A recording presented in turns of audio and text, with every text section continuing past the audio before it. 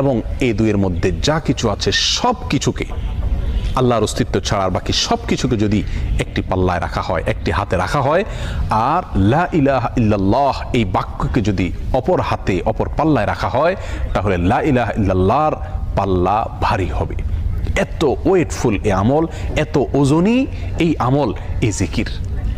অর্থাৎ আল্লাহ সুবহানাহু ওয়া তাআলা মুসা আলাইহিস সালামকে যে বার্তা দিলেন সেটি হলো লা ইলাহা ইল্লাল্লাহর চাইতে ওজনী, এর চাইতে ওয়েটফুল, এর চাইতে ভারী, এর চাইতে শ্রেষ্ঠ, এর চাইতে মর্যাদাপূর্ণ কোনো জিকির আল্লাহর জমিনে আর নাই।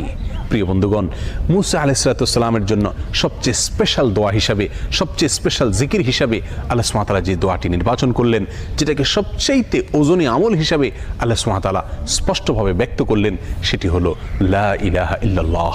অথচ এই লা ইলাহা ইল্লাল্লাহ এটাকে আমরা খুব সাধারণ একটি জিকির মনে করি, খুব সাধারণ একটি দোয়া মনে করি, আমরা বিশেষ আমল খুঁজে বেড়াই। অথচ